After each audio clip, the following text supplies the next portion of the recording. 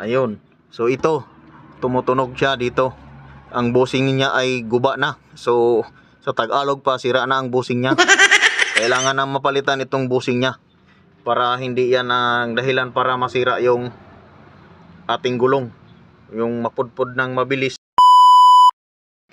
Ayun mga kamix, nagbaklas pala tayo ng gulong at mayroon tayong i-check dito bandang driver side ng ating sikot.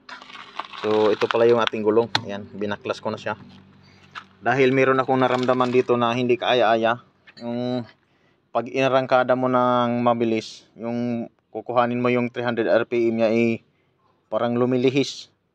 Maramdaman mo sa manubila parang gumaganyan siya ng kaunti. Kaya tiningnan ko, lalo na pag may kurbahan mga kamix, pag kumurba ka ng ganun, parang pag kurba mo ng pag ganun, bigla siyang gumaganyan.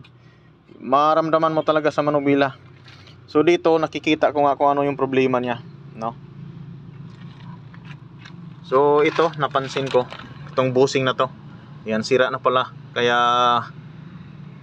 maramdaman mo sa manubila kapag nagarangkada ka at saka kurbahan, no, parang gumigiwang siya. So maalog na siya at maingay na mga kamix. Ayan o. Ang pag-check pala nitong busing mga kamix, para malaman natin na sira siya, kapag inaalog natin to dito, ayan, hinahawakan natin to dito, kapag hindi gumagalaw ito, yan, pag hindi gumagalaw ito, ibig sabihin goods pa yung ating mga busing.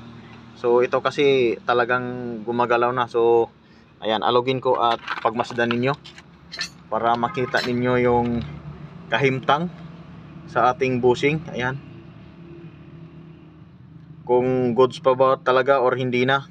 Ayan, kapag mo lihok-lihok yan mga kamix, ibig sabihin ay kailangan ng mapalitan yan. So kinahanglan na nato ng ilagnot-lagnot.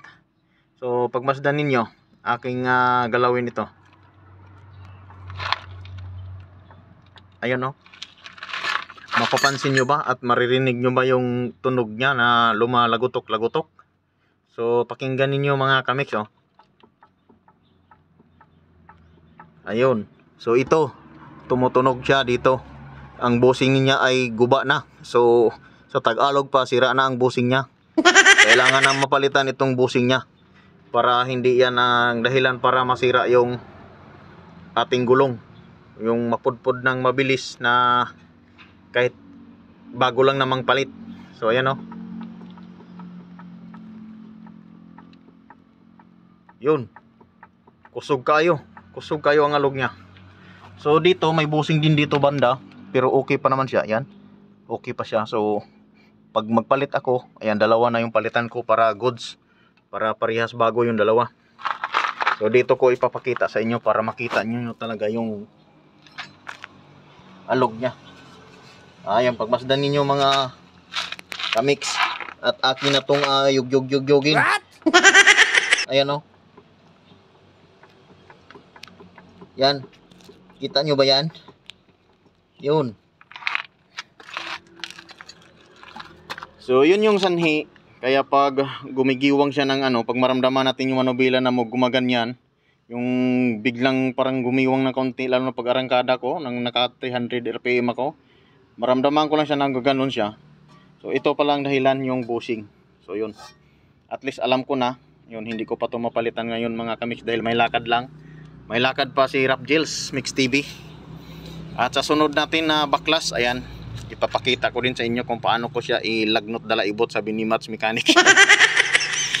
Ayan, chinicheck ko lang siya at natukoy ko na kung ano yung salari sa paggiwang niya. Yung busing lang pala. So ganun lang ang pag-check ng mga busing nating ating mga sasakyan mga kamix. So hanggang dito lang tayo. Good morning.